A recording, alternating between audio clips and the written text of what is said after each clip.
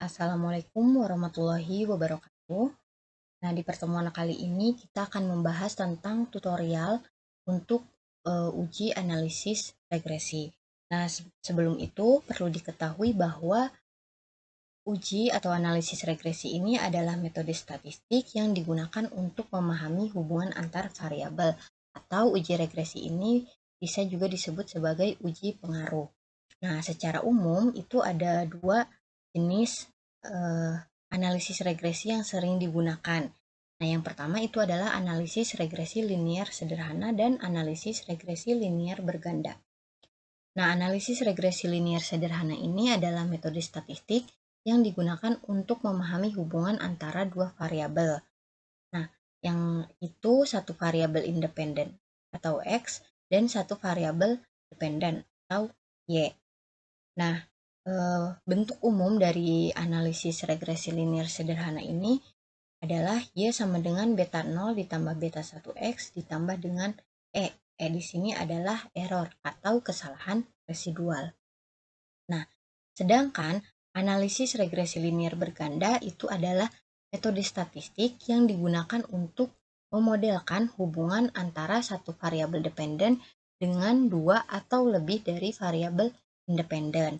Nah, bentuk umumnya adalah seperti ini. Nah, jadi kalau misalnya analisis regresi linear sederhana ini digunakan kalau misalnya cuman ada dua variabel aja, yaitu variabel X dan juga satu variabel Y. Nah, tapi kalau misalnya analisis regresi linear berganda ini digunakan kalau misalnya ada satu variabel Y atau variabel dependen dan ada dua atau lebih variabel X atau variabel independen. Contohnya, kalau kasusnya misal pengaruh motivasi belajar terhadap hasil belajar. Nah, kan itu terdiri dari satu variabel X dan satu variabel Y. Nah, itu bisa menggunakan analisis regresi linear sederhana. Tapi, kalau misalnya kasusnya, misal pengaruh motivasi belajar dan kemampuan disposisi matematis siswa terhadap hasil belajar, nah itu bisa menggunakan analisis regresi linear berganda. Tuh. Oke, langsung saja ke tutorial SPSS untuk menguji analisis regresi linear sederhana. Nah, silahkan dibuka ya SPSS-nya. Lalu di sini misal ada sebuah kasus, seorang mahasiswa sedang melakukan penelitian terkait intensitas belajar siswa dengan pengaruhnya terhadap nilai ujian sekolah. Nah, oleh karena itu, mahasiswa tersebut perlu mengambil data nilai ujian siswa dan waktu belajar tiap individu siswa. Nah, jadi judul penelitian si mahasiswanya itu yaitu pengaruh intensitas belajar terhadap nilai ujian sekolah. Nah, di sini kan terdiri dari satu variabel X dan satu variabel Y. Maka di sini menggunakan analisis regresi sederhana. Nah, ini adalah data-datanya. Oke, dibuka SPSS-nya. Lalu ke variabel view. Di kolom pertama itu kita beri nama X. Tabelnya tadi variabel X itu adalah intensitas belajar.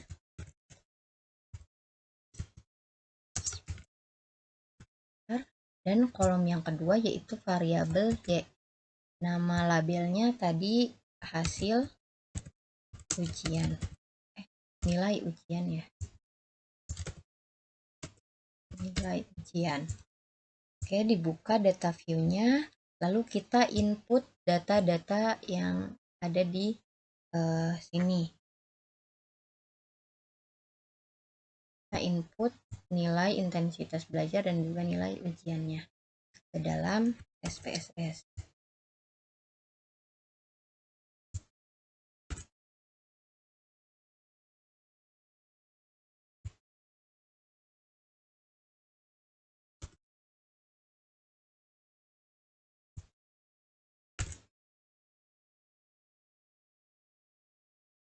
Nah, dibuka variabel view-nya, kita desimalnya ke 0 aja, di 0 kan. Oke, balik lagi ke data view. Nah, di sini udah diinput ya data-datanya untuk variabel X dan juga untuk variabel Y.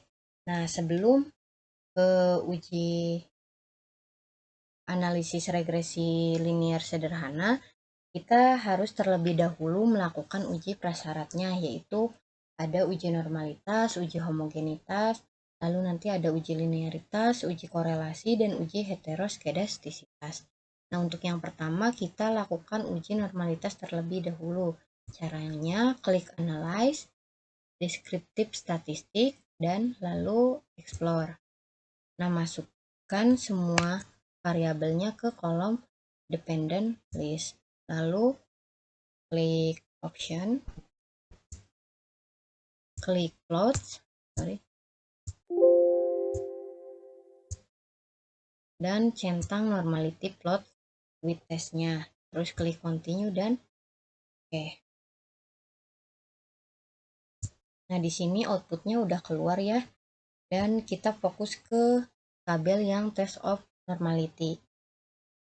Nah, di sini bisa dilihat uji normalitas menggunakan metode Kolmogorov maupun Shapiro-Wilk itu nilai signifikansinya lebih besar daripada 0,05, yang artinya maka data tersebut berdistribusi normal. Nah, kalau misalnya datanya berdistribusi normal, maka kita lanjut ke uji selanjutnya, yaitu uji homogenitas. Nah, dibuka lagi data view-nya, kita uji homogenitas. Caranya itu bisa dengan klik Analyze, langsung ke Compare Means, One Way ANOVA, dan variabel X-nya itu kita masukin ke kolom faktor. Nah, variabel Y-nya kita masukin ke Dependent List, lalu klik Option, dan klik yang Homogeneity of Variantesnya. Lalu klik Continue. Dan oke. Nah, di sini udah muncul ya nilai signifikansi untuk uji homogenitasnya, yaitu 0,078, yang artinya lebih besar daripada 0,05. Maka karena sudah lebih besar daripada 0,05, data tersebut bersifat homogen. Nah, karena udah homogen, maka kita bisa langsung ke uji selanjutnya, yaitu uji linearitas. Nah, untuk uji linearitas caranya klik Analyze, Compare Means, dan masukkan variabel Y itu ke kolom Dependent List dan variabel X ke Independent List.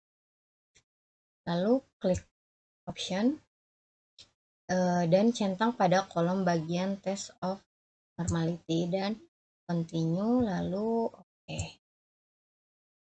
Nah, di sini kita fokus ke tabel ANOVA Table. Di sini di baris kedua ada linearity dan baris ketiga ada deviation from linearity. Kita fokus ke baris linearity dan juga deviation from linearity. Nah, kalau misalnya nilai signifikansi dari linearity-nya kurang dari 0,05, itu data bisa dikatakan linear. Dan juga kalau misalnya nilai signifikansi dari deviation from linearity-nya lebih dari 0,05, maka data tersebut linear. Dan dapat dilihat bahwa linearity-nya itu sudah kurang dari 0,05 dan nilai signifikansi deviation-nya sudah lebih dari 0,05, maka data tersebut bersifat linear. Nah, karena sudah bersifat linear, kita lanjut ke uji selanjutnya, yaitu uji korelasi. Nah, masih dengan data yang sama, buka data view-nya. Untuk uji korelasi, kita klik Analyze, terus Correlate, Bivariate, dan masukkan semua variabel ke kolom variablesnya, dan jangan lupa dicentang yang bagian persen. Nah, setelah itu, klik OK. Nah, di sini sudah muncul tabel correlation-nya. Di sini bisa kita lihat nilai korelasi untuk intensitas belajar dan juga nilai ujiannya itu adalah 0,563, di mana data ini itu memiliki korelasi yang sedang dan nilai signifikansinya adalah 0,001, yang artinya itu kurang dari 0,05. Nah, jika signifikansinya kurang dari 0,05, maka data ini berkorelasi. Tuh. Jadi dapat disimpulkan bahwa variabel X dan variabel Y itu memiliki hubungan korelasi yang sedang dan memiliki hubungan yang positif. Nah, setelah itu kita lanjut ke uji selanjutnya. Masih dengan data yang sama, kita akan menguji heteroskedastisitasnya. Apakah bergejala heteroskedastisitas atau tidak. Caranya, klik analyze, pilih yang regression, lalu pilih yang linear. Lalu pindahkan variabel Y itu ke kolom dependent dan variabel X ke kolom independent. Lalu pilih save dan centang unstandarized. Klik continue. Terus oke. Nah, maka di sini akan muncul variabel baru namanya res underscore 1 atau res 1. Ini adalah kolom residual.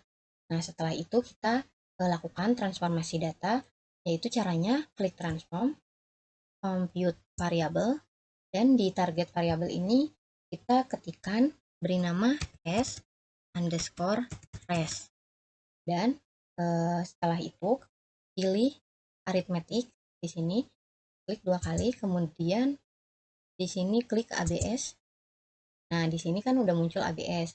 Nah, tanda tanyanya kita hapus, lalu kita masukkan unstandarized ke dalam kurungnya, ke dalam numerical expression di sini.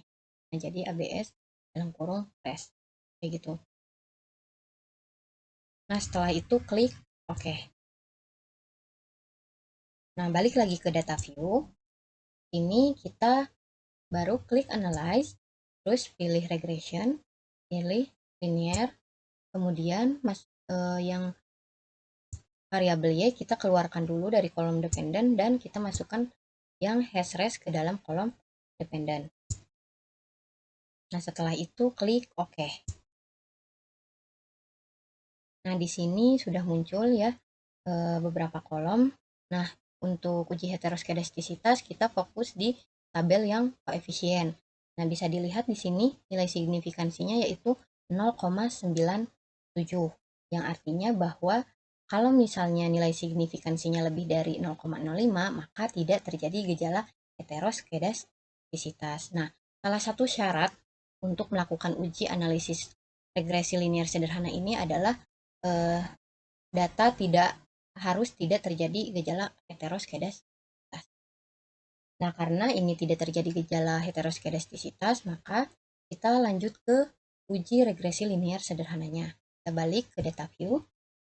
Nah, klik analyze, pilih yang regression, pilih yang linear, terus keluarkan variabel hashres dari dependent dan kita masukkan variabel y-nya ke kolom dependent. Nah, lalu klik plots dan kita masukkan gpred itu ke kolom Y dan srecid ke kolom X. Kemudian centang histogram dan juga normality probability plotnya. Setelah itu continue, lalu klik OK. Nah, maka di sini akan muncul tampilan outputnya dari uji regresi linear sederhana, terdiri dari variabel enter, model summary, ANOVA, koefisien, dan juga residual statistik. Nah, kita bisa lihat di tabel yang model summary di sini. Di sini bisa kita lihat nilai korelasinya yang kolom R ini.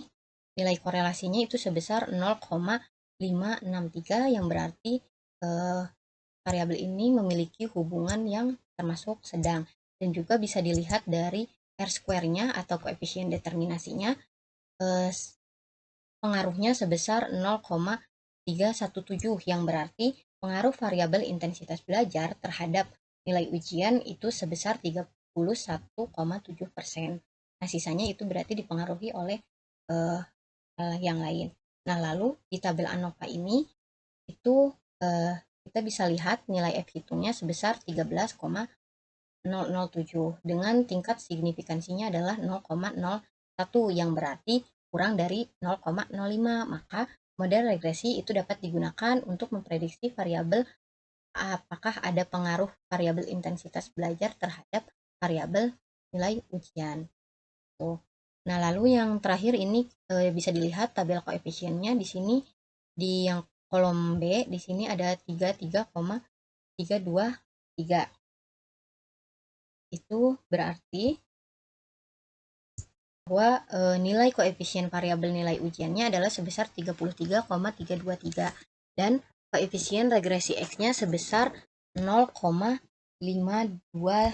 yang menyatakan bahwa setiap penambahan 1% nilai intensitas belajar, maka skor ujiannya sebesar 0,521. Koefisien regresi tersebut bernilai positif sehingga dapat dikatakan arah pengaruhnya juga positif gitu.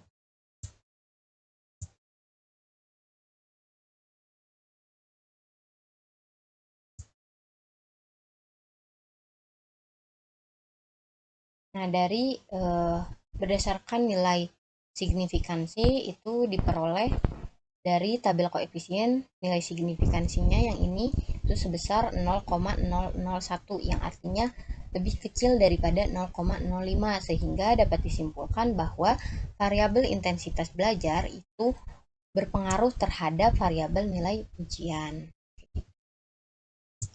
Nah, mungkin untuk tutorial analisis regresi linear sederhana dicukupkan. Wassalamualaikum warahmatullahi wabarakatuh.